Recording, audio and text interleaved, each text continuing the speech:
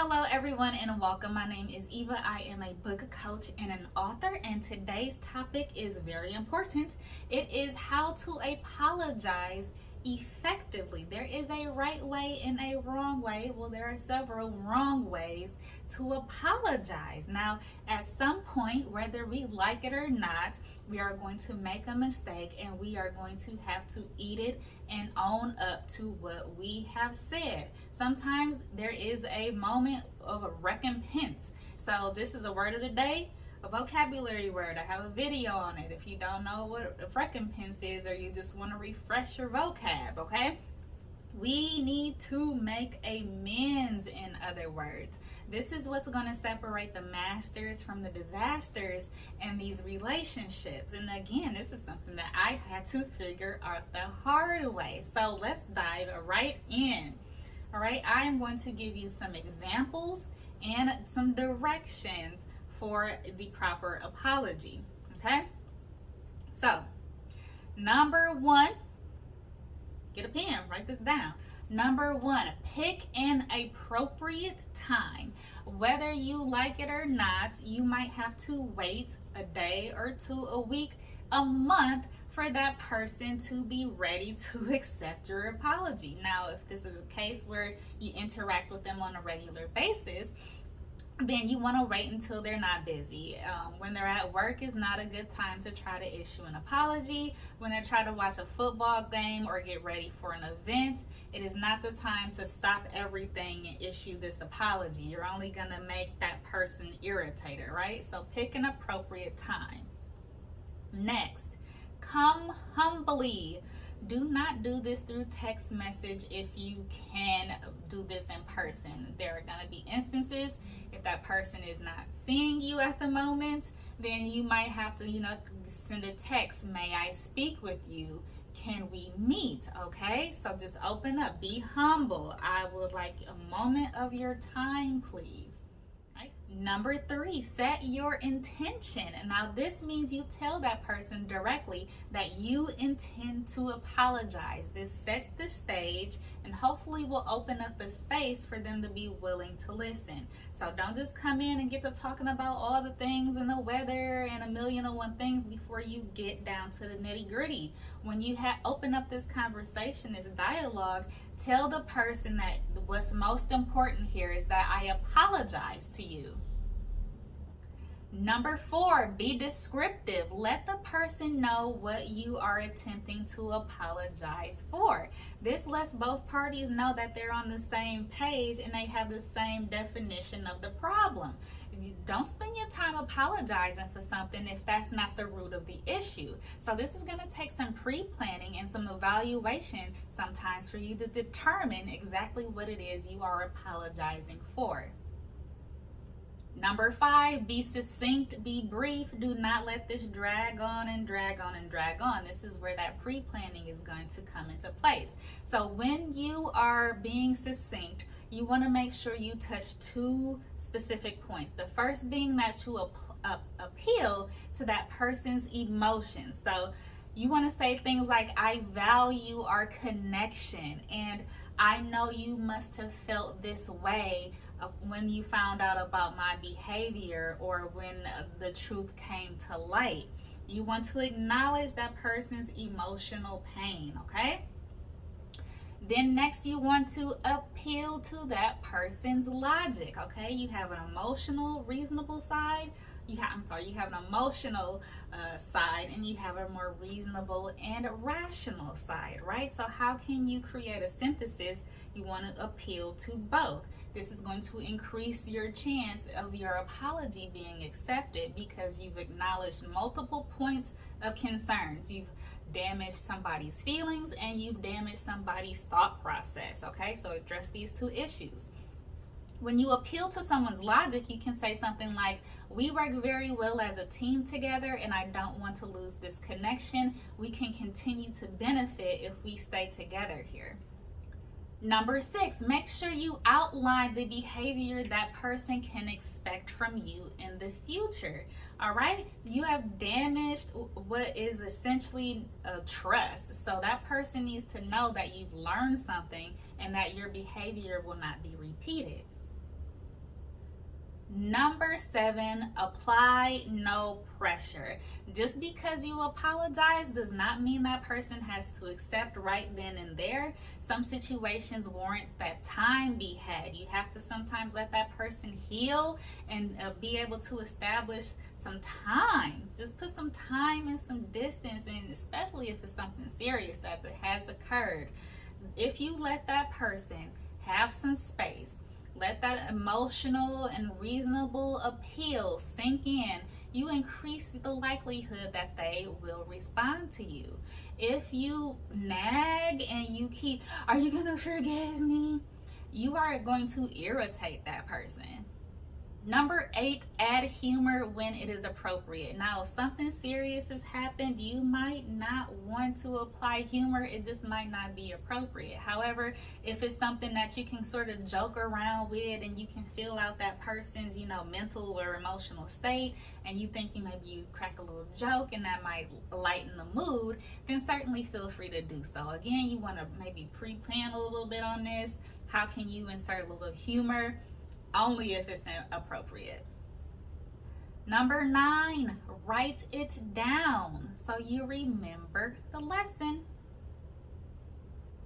And number 10, apply what you have learned, okay? It's not just enough to say that I'm gonna do something different. You actually have to go and do something different. Now, to illustrate this point, I have come up with a scenario and I'm going to walk through each one of these steps so you can get an understanding of what it looks like, all right? We can listen all day, but we have to sometimes have some examples and have a chance to see what it actually looks like in practice. All right, so let's jump in. Let's get into the scenario. This is about a woman named Renee who has done something to her boyfriend that she needs to apologize for. So let me read the scenario. Renee cannot stay out of her boyfriend's phone. Though she has never found evidence of his cheating, she is still suspicious because of her past relationships have involved infidelity. One day he gets a call from an anonymous number and she answers it while he is in a different room. It turned out to be a friend from college, but when her boyfriend realized that Renee answered his phone without his acknowledgement, he was upset. Okay? So basically Renee when it was in the phone, she ain't had no business being in his phone and she knew it. When he found out, he was reasonably upset. Now, Renee has 3 options. The first option Renee has is to do absolutely nothing, to walk off or shrug it off, or pretend like if enough time goes by that everything will work itself out and smooth itself over.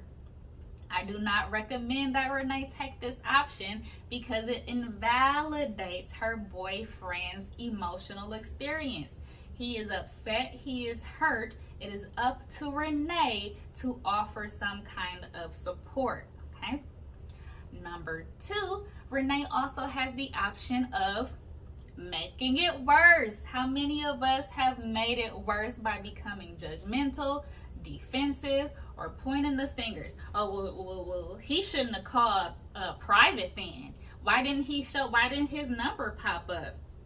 I've heard all kind of reasons. We give all kinds of excuses and place blame and don't take accountability, all right?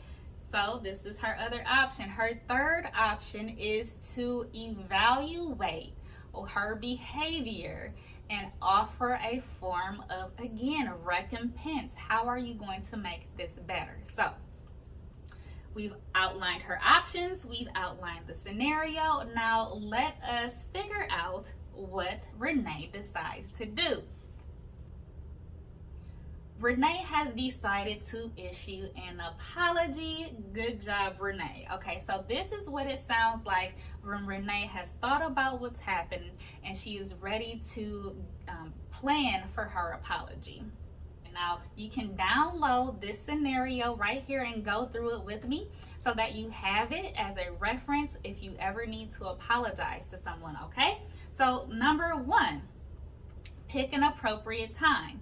Renee decides to have a conversation with her boyfriend after he gets in from work and has had a chance to relax for a few moments. She decides that after he has a shower and has had something to eat, she will bring the topic up. She knows that he is going to be watching the game in about an hour or so she wants to make sure she gets her apology in. All right? Number 2, come with humility. Renee is ready to own her behavior. She makes eye contact with her boyfriend and reaches her hands out for him to take them. All right? This is an establishing emotional and physical connection. There may be times when he does not want to take your hands or that other person does not want to touch you. This is an indication that the emotions may still be a little bit too high. So evaluate this point.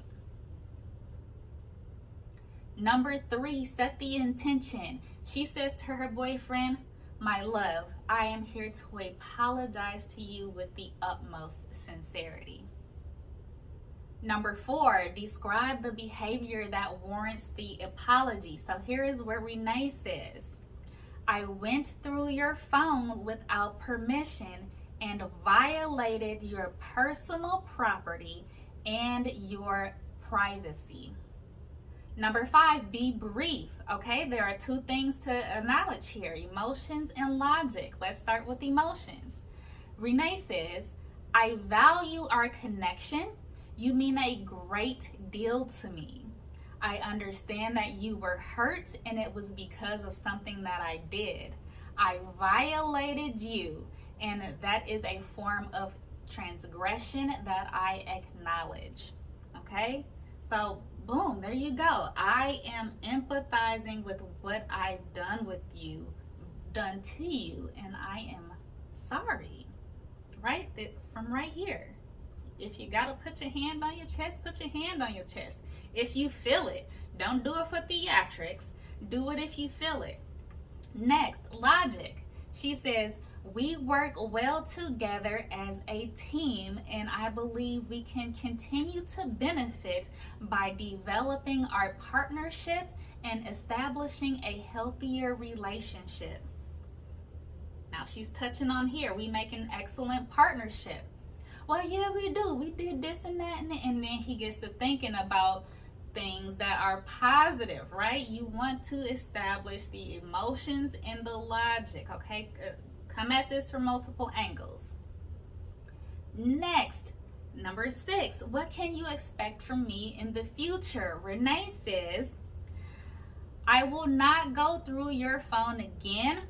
I will examine my impulses. I will treat you with greater trust and respect." Number 7, apply no pressure. Remember, this individual does not have to accept your apology, especially if it's something significant that has occurred. So Renee says, "I understand if you need more time. You do not have to come to a decision about your apology right now. Please let me know your thoughts when you are ready." Okay, this is going to increase the likelihood that that person responds to you because you're showing a greater level of respect by not putting a demand on the apology. Number 8, add humor when appropriate. Renee does not think that this is an appropriate time to add humor, so she doesn't. Number 9, write down your experiences. Now, if you are feeling sad, mad, relieved, angered, anxious, all of these things, especially if you are waiting for that person's response, if they haven't gotten back to you yet, this is a time where you have to sort of tolerate the whatever you're feeling or whatever you're thinking. You just might have to go through it. This is the time where you pick up your pen and your journal. Right? I tell you all to journal all the time, the benefits of journaling, okay? Pick up your journal and write it all down. From right here, what are you experiencing, right? If you are hurt and scared, write it down. Remember how you feel, and this will help prevent the same thing from occurring in the future. If you don't like to apologize, if it feels icky, write it down and refer to it, okay? I don't want to do this again because it hurt. It hurt me and it hurt the other person. Number 10, this is the most important thing, and this is that you have to go apply what you have learned. Renee has promised her boyfriend that she would not go through his phone ever again. Now, if she does, and especially if she does so sneakily, she has destroyed her credibility. Her word means absolutely nothing, and this is an indication of mendacity. This is another one of my vocab words. Make sure this is a relationship word. So make sure you go check that video out. What is mendacity, okay? Make sure your word holds weight. If you go do the thing, if you go do the trespass again, it's lost. Your apology means absolutely nothing, and nobody's going to take it seriously anymore. We will stop there. Thank you so much for joining me. If you've learned anything new, like and subscribe. If you think that this is beneficial, if you use something like this in the past, let me know. I want to get us all skilled up, and I want to get us ready for these relationships so you don't have to be like me and waste time and love lost because you couldn't get it together. All right. Until next time.